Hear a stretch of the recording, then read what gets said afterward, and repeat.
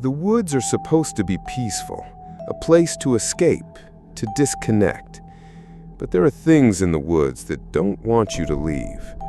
Things that wait until the fire burns low, until you're half asleep, until you can't tell what's real and what isn't. We thought it was just a camping trip.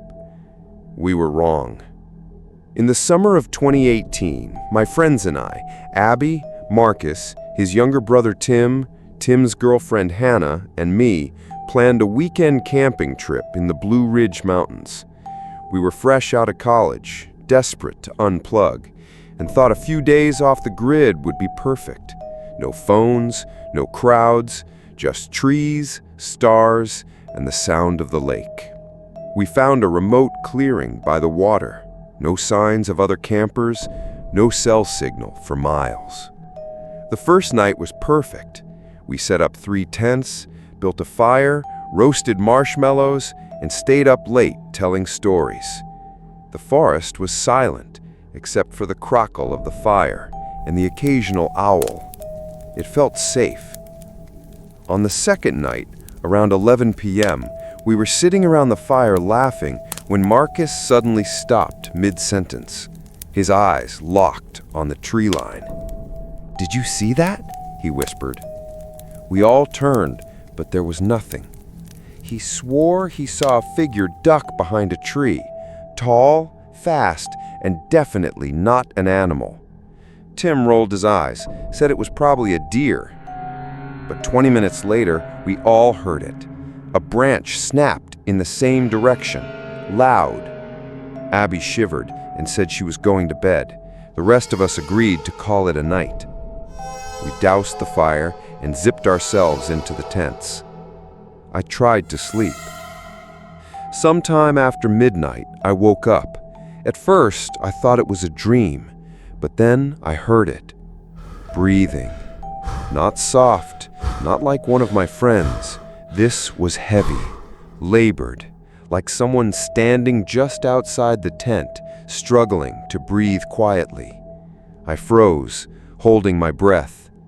The sound moved, circling the tent, slowly. I reached for my flashlight, but didn't turn it on. My heart was beating so hard I thought it would give me away. After what felt like forever, the breathing stopped. I waited. 10 minutes, 20. Then I finally drifted off. In the morning, no one said anything at first. Then Marcus blurted out, "Someone was outside our tents last night." Hannah nodded. "I heard it too. They walked around us, more than once." Tim admitted he had gone to pee during the night, but saw something crouched near the fire pit around 4 a.m. He thought it was an animal until it moved like a person. We searched the campsite. That's when we found the footprints. Dozens of them, circling all 3 tents. Most were from shoes, but one was bare. It led into the woods and vanished. That night, we decided to stay awake longer, talking nervously around a bigger fire. We kept our flashlights close. Around 2 a.m., the sound of leaves crunching reached us from the darkness. Then, a voice, low, too quiet to make out the words. Marcus snapped his flashlight on, and for a split second, we saw him. A man, naked, pale, crouching behind a tree, staring at us. The light hit him, and he bolted into the trees like an animal.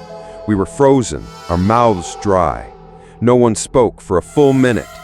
Hannah whispered, "We need to leave." Marcus shook his head. "Packing up now is suicide. He's out there. He'd follow us." We stayed, but no one slept. Hours crawled by. The fire burned low. Then from the darkness, we heard it again.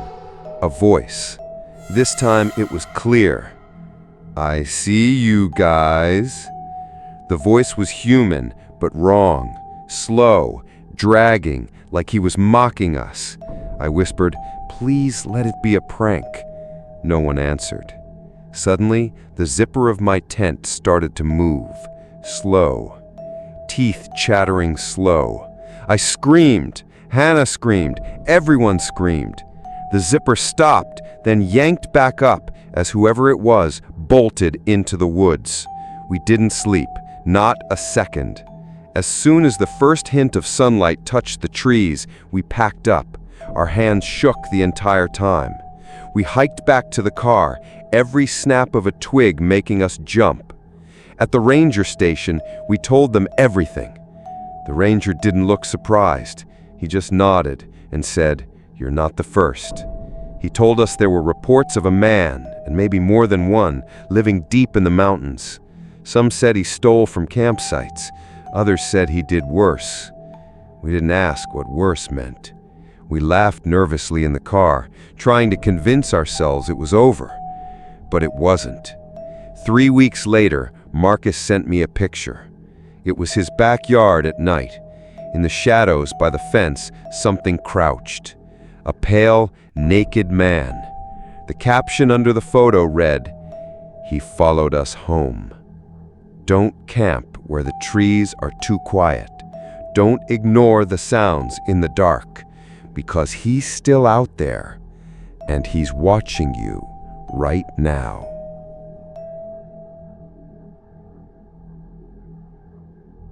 You never think about who might be watching you when you're alone. When you move into a new place, you feel safe. You feel like the walls protect you. But I learned the hard way.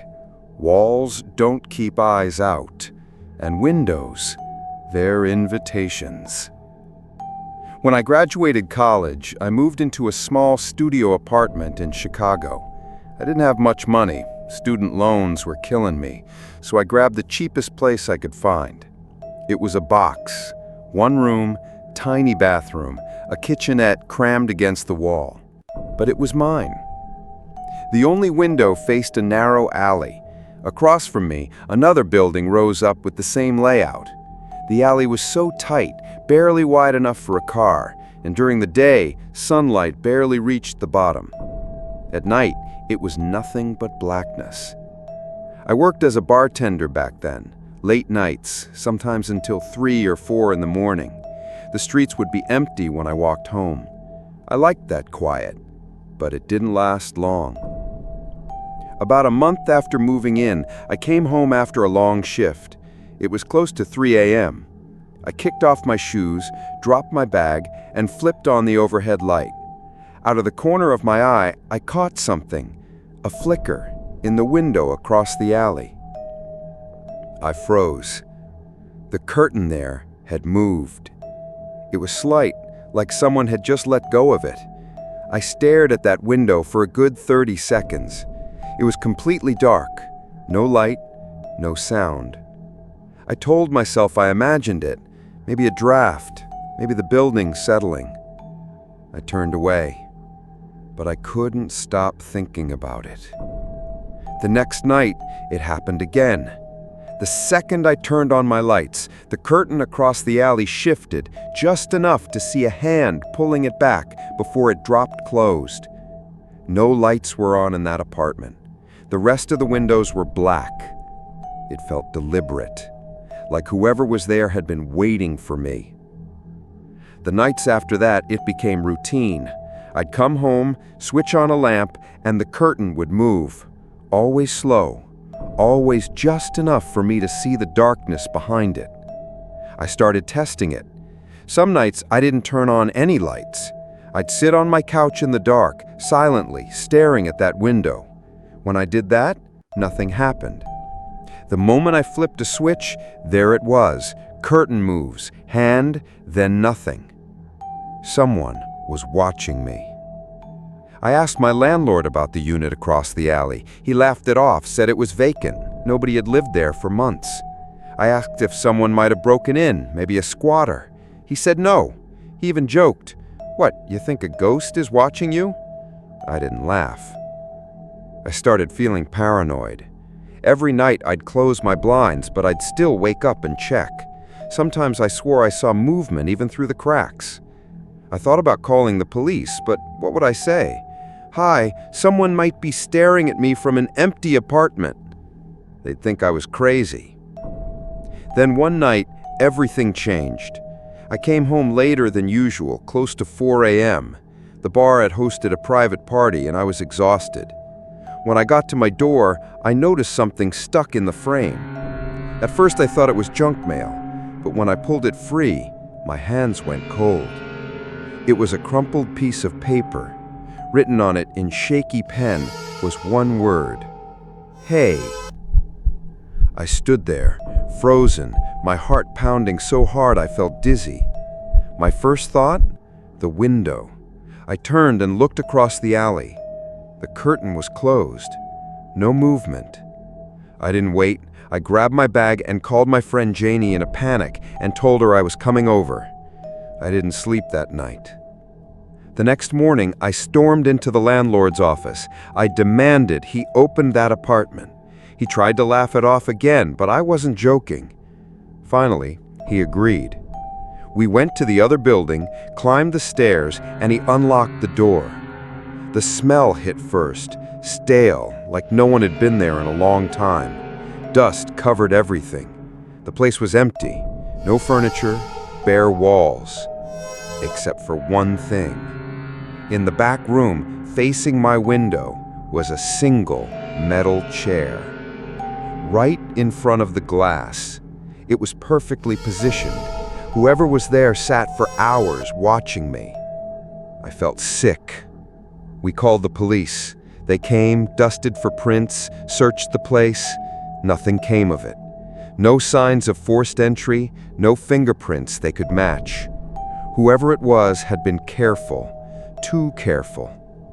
I moved out within the week, but that wasn't the end. A few nights later, while crashing on Janie's couch, I woke up to the sound of tapping. It was faint, coming from the window. I sat up slowly. My chest felt tight. There in the reflection, I saw movement, just a flicker, before the blind shifted slightly. And then I saw it. A piece of paper slid under the edge of the blinds from the outside. I didn't want to touch it, but I did. On it, written in the same shaky pen, was a new message. Found you. Check your windows tonight, because he doesn't stop. He doesn't move on. He waits. When you live in the middle of nowhere, you think the silence keeps you safe. No neighbors, no traffic, no strangers. But silence hides things. And in our case, it hit a man who was already there, watching us from the shadows. When I was 12, my parents moved us to a rural part of Oregon. Miles from the nearest town, no streetlights, just thick pine trees and dirt roads. The house we moved into was old, built in the 1940s. Creaky floors, drafty windows, and a detached shed about 30 feet from the back door. The shed was falling apart, filled with old tools and junk from the previous owner. My dad always said he'd clean it out. He never did. We stayed away from it. About a week after moving in, I stayed up reading under my covers with a flashlight. Around midnight, our golden retriever Max started barking like crazy. Max was a sweet dog, but he only barked like that when something was wrong. I crept to my window and peeked out. He stood in the yard, fur raised, barking straight at the shed. The motion sensor light by the back door was on, throwing long, sharp shadows across the grass. I stared at the shed. Nothing moved. I waited until Max calmed down, then crawled back to bed. The next morning, we found something in the dirt. Boot prints. They led straight to the shed and stopped there. My dad said it was probably a neighbor or a drifter passing through, but we didn't have neighbors nearby. Over the next few weeks, Max barked at the shed multiple times at night. Every time we checked, there was nothing, except for fresh footprints in the dirt. They always led to the shed, never away. At first I tried to ignore it, but one night, around 2 a.m., I woke up to a sound that froze me in place. Footsteps. Slow, deliberate crunching on the gravel outside my window. They stopped, then started again, moving toward the shed. I crept to the blinds, heart hammering, and peeked out. The motion light flicked on, and there he was, a tall man in a dirty gray coat, standing by the shed door. His face was hidden in the shadows. The light flicked off, and he was gone. I screamed for my parents. My dad grabbed his rifle and ran outside. He checked everywhere, but the man had vanished. The footprints were fresh, leading to the shed. My dad unlocked the padlock and opened the doors. Inside, nothing. Just dusty tools, rusted nails, and old tarps. He replaced the lock and reinforced the doors. For a while, things were quiet. I wanted to believe it was over. Then Max disappeared. One morning, he was just gone. We searched the woods, the road, everywhere. Nothing. That night, I lay in bed crying, hoping he'd come back. Around 3 a.m., I heard the back door creak open. I shot up, heart pounding, and ran to the hallway. My dad was already up, rifle in hand. We looked out the window together. The motion light flickered on, and there he was again, the man, standing by the shed. Only this time, he was holding something. In one hand, a knife. In the other, Max's collar. My dad yelled and fired a shot into the air. The man bolted into the woods. We called the police. They searched the shed, and that's when things got worse. The dirt floor inside had been cleared, like someone had been living there. Symbols were carved into the ground, crude, disturbing shapes. In one corner, there was a pile of bones, animal bones, the police said. At least, they hoped. Behind a false panel in the wall, they found a backpack filled with stolen items.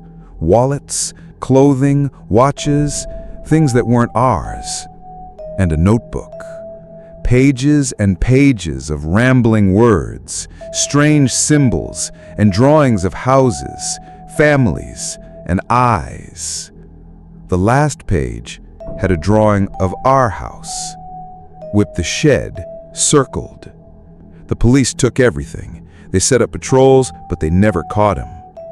We started packing to leave.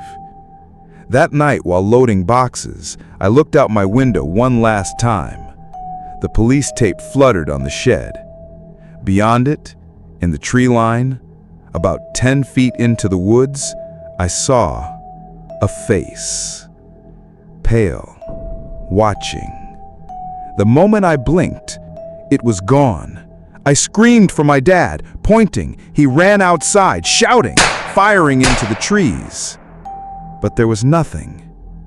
We moved out the next day to a less remote area. But sometimes at night, I swear I see that same pale face in my dreams. And last month, my dad called me. He sounded shaken. He said he found something under his porch. A muddy, crumpled notebook. The last page was new. It had a drawing of my apartment building, and under it, in jagged handwriting, "Still watching." If you live near the woods, check your shed, because he might already be inside.